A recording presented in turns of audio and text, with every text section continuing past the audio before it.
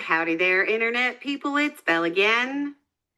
So today, we're going to talk about RFK Jr. under pressure to resign. RFK Jr. had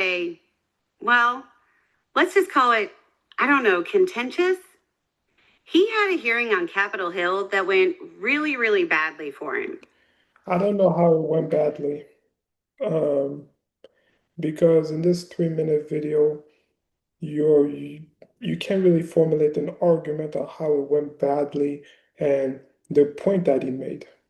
Like, for example, he said that Elizabeth Warren took like $100,000 from pharmaceutical company. And He was called a charlatan and ignorant. And there is continuous pressure for him to resign coming from multiple places. yeah, but this is the tactics the Democrat use, calling people charlatan, ignorant.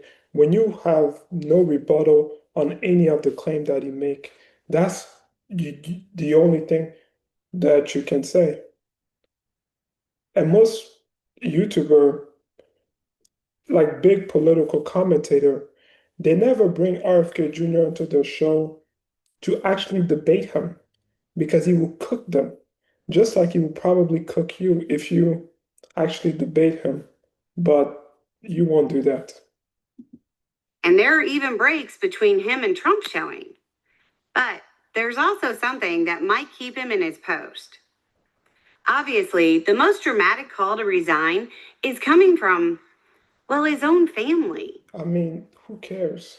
Because even his own family didn't really support him when he tried to, when he was running for president, when he wanted to run as a Democrat. They didn't support him. And then when he turns around and go endorse Trump, they didn't really support him. They didn't even support his decision. So who really cares? RFK Jr.'s sister, Carrie Kennedy, said, quote, medical decisions belong in the hands of trained and licensed professionals, not incompetent and misguided leadership. Ouch.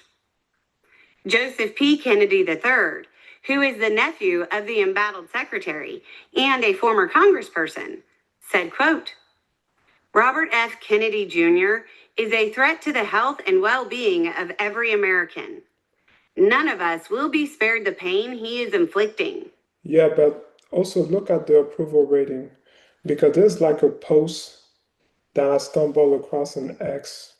Like, for example, um, one second. So it was like 52% most American agree that RFK Jr. is doing a great job as Health and Human Service. And then it was like 33 disapprove. And it was like 18%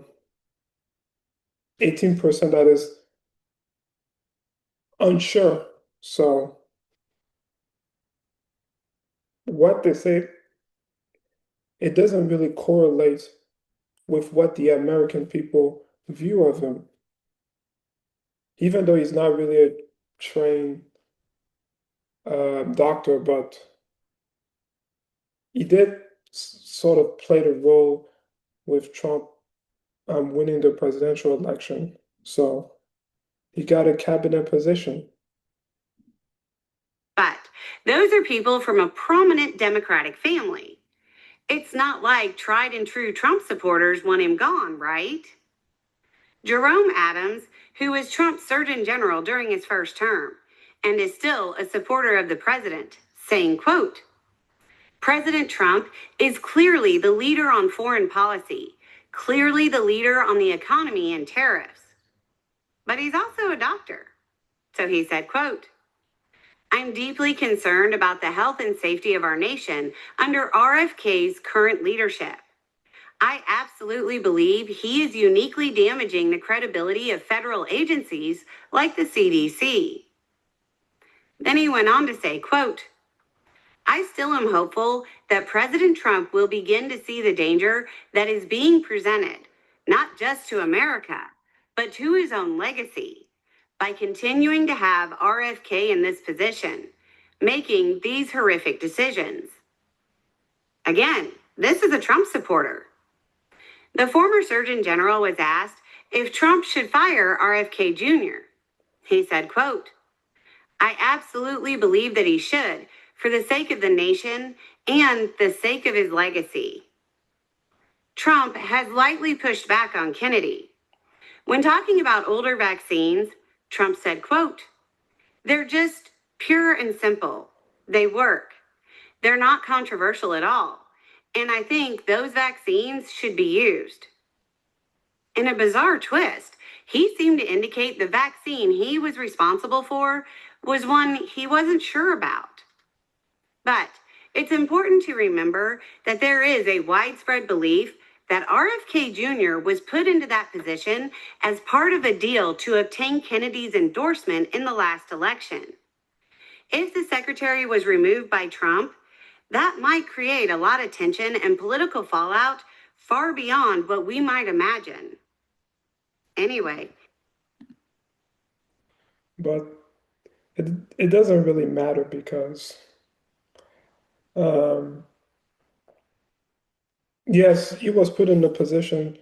I mean, when he terminated his campaign back in August 14, 2024, he said that he went to the Trump administration and the Harris administration for a potential chance for a cabinet position. But the Harris declined to meet with him, so he endorsed Trump for a cabinet position. And RFK Jr. he's not anti-vaccine. He's just wants vaccine to be safely tested so people don't get vaccine injured, which is something that um, comedian political commentator Jimmy Dore agreed with him because he said he took the COVID-19 vaccine and that he was vaccine injured. And even in the Capitol hearing that he had, he even said that anybody can get a booster. But me, I think it was just a weak video from Belle of the Ranch because even his approval rating as Secretary as Health and Human Service is really high. 52% say they approve of him. So that's all I gotta say.